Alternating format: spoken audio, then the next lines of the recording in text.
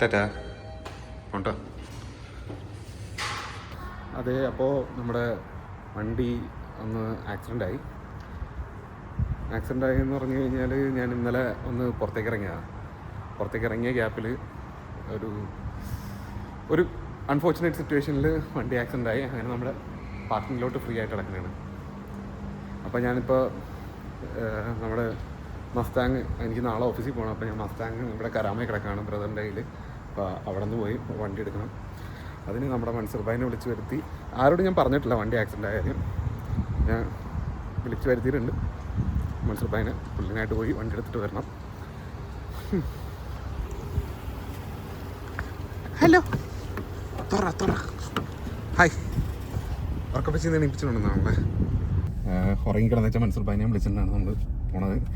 ഇന്നലെ മൻസൂർ ഭായിൻ്റെ മോളുടെ നമ്മുടെ പാത്തുവിൻ്റെ ബർത്ത്ഡേ ആയിരുന്നു. അപ്പോൾ ബർത്ത്ഡേയുടെ പരിപാടി ആയതുകൊണ്ട് ഞാൻ പിന്നെ ആരോടൊന്നും പറഞ്ഞില്ല. ഞാൻ ഇന്നലെ ആക്സിഡൻ്റ് ആയിരുന്നു. യെസ്,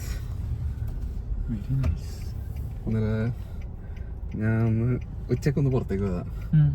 നമ്മുടെ ഡിഫൻഡർ ആക്സിഡൻ്റ് ആയിരുന്നു. നമ്മുടെ സിലിക്കൻ്റെ ആ എക്സിറ്റ് ഇല്ലേ, നമ്മുടെ സിലിക്കൺ 311 ആ എക്സിഡൻ്റ് അവിടെ വെച്ചിട്ട് ആക്സിഡൻ്റ് ആയി.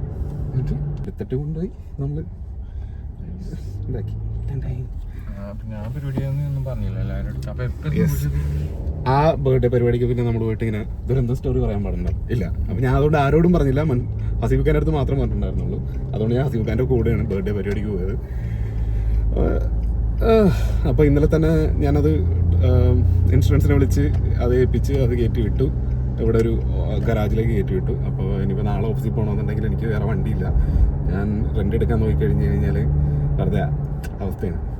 പിന്നെ ഞാൻ പോകുന്ന എൻ്റെ ഓഫീസിൽ പാർക്കിങ്ങിൽ കയറ്റണമെന്നുണ്ടെങ്കിൽ അത് എൻ്റെ പേരിലുള്ള വണ്ടി ആയിരിക്കണം. അങ്ങനെ നടക്കുക എൻ്റെ പേരിലെന്ന് വെച്ചാൽ ഐ മീൻ റെൻ്റൽ കാസ് ഞാൻ കഴിഞ്ഞ പ്രാവശ്യം കൊണ്ടുപോയപ്പോൾ നൂലാമലയൊക്കെ ഉണ്ട് കൊണ്ടുപോയി കയറണമെന്നുണ്ടെങ്കിൽ. അപ്പോൾ അങ്ങനത്തെ ഒരു പ്രശ്നം. അപ്പോൾ പോയിട്ട് അതെടുക്കണം. അതാണ് ഇപ്പോൾ ചെയ്യാൻ പോകുന്നത്. പക്ഷേ ആക്ച്വലി എന്താ സംഭവിച്ചതെന്ന് ഞാൻ പറയാം. ഓക്കെ, എന്താ കറങ്ങാത്ത വെയിലടിച്ചാലേ കറങ്ങുള്ളൂ. അപ്പോൾ ഓക്കെ, ടാറ്റാ.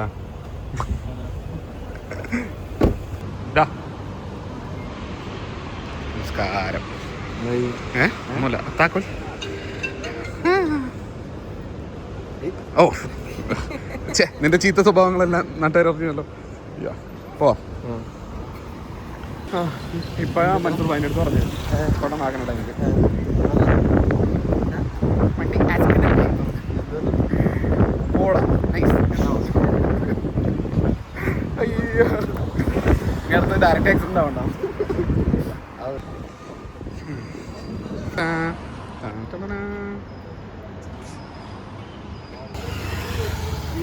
നീ 10 മിനിറ്റ് പറഞ്ഞിട്ട് അരമണിക്കൂർ ആയിട്ടാണോ പറഞ്ഞത്? എടുക്കെടുക്ക്, കോൾ എടുത്ത് നോക്ക്. കോള് കാണിക്കാൻ പറ്റുമോ? അശ്ലീല കോളുകളല്ലോ ഉണ്ടോ? എന്നാ നിന്റെ ഫോൺ എടുക്കണം, നിന്റെ ഫോണിൽ കാണിക്കാം. ആദ്യത്തെ കോൾ ഇവന് ആദ്യത്തെ കോൾ എപ്പോഴാണ്? എവിടെ കോൾ ഹിസ്റ്ററി എത്ര മണിക്ക് ചെയ്ത്? 5:04 26 മിനിറ്റ്.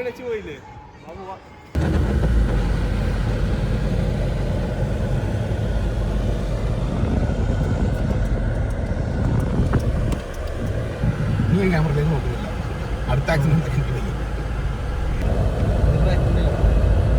ലെഫ്റ്റ് എടുത്ത് പോകും. ബാക്ക് ഇടും.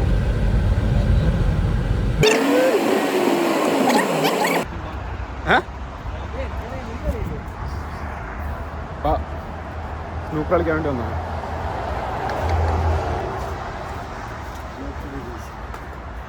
ബ്ലോഗിന് തിരിച്ച് പണ്ടേ ആയതാണ്. വണ്ടി നോക്കിയിട്ടില്ല. അപ്പോൾ നമ്മുടെ മസ്താങ്ങിന് ഒരു ചെറിയ പ്രശ്നമുണ്ട്. അതിൻ്റെ ലോക്ക് ബട്ടൺ ചെറുതായിട്ടൊന്ന് നന്നാക്കാൻ നോക്കിയപ്പോഴത്തേക്കും റിമോട്ടിലെ ലോക്ക് ബട്ടൺ ചീത്തായിപ്പോയി. അപ്പം വന്ന് വണ്ടി ഇതായിട്ട് ഓഫ് ചെയ്യണം. അപ്പോൾ ഞങ്ങൾ വിചാരിച്ചു കുറച്ച് നേരം എന്തെങ്കിലും കളിച്ചിട്ട് പോകാമെന്ന് വിചാരിച്ചു. അപ്പോൾ സ്നൂക്കർ കളിച്ചിട്ട് പോകാമെന്ന് വിചാരിച്ചു. അത്ര വലിയ അതിക്രമം ഇല്ല. കാറ് എത്ര? 13.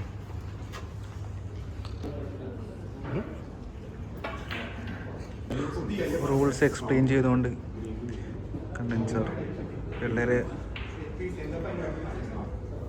ഗ്രൗണ്ടിലേക്ക്.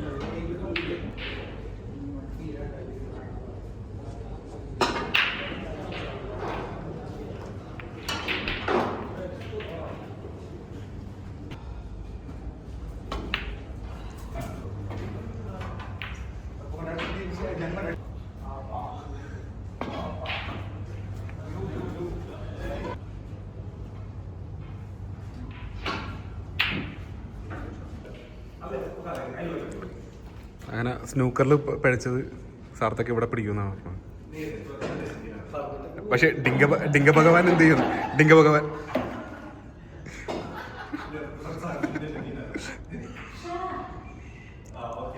ഫുഡും കൂടി കഴിച്ചിട്ട് പോകാൻ വിചാരിച്ചു. കാരണം ഇപ്പം രാത്രിയായി, നേരെ ഫുഡും കഴിച്ച് നേരെ പോയി കിടക്കാമെന്ന് വിചാരിച്ചു. അനിലേ,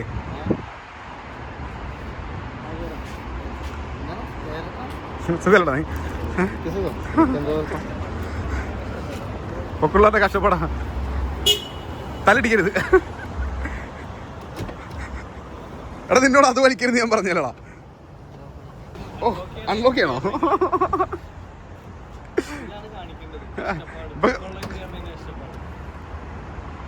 എടാ നാട്ടിലൊക്കെ എന്ന് പറഞ്ഞു കഴിഞ്ഞാൽ മറ്റേ എന്താ ക്യൂല് നിൽക്കുമ്പോ, മറ്റേ അസംബ്ലിക്ക് നിൽക്കുമ്പോ പൊക്കം കുറഞ്ഞ ഒരു ഫ്രണ്ടില്, ഇപ്പൊ പൊക്കം കുറഞ്ഞ ഒരു ബാക്കിലായില്ലേ, സെറ്റായില്ലേ പൊക്കമുള്ള.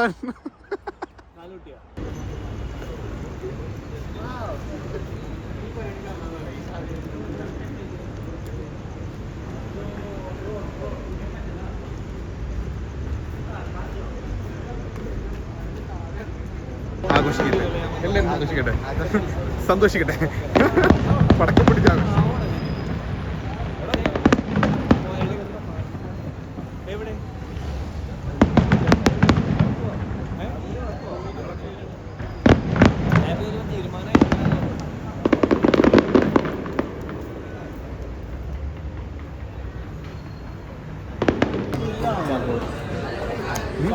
Grill spicy grill.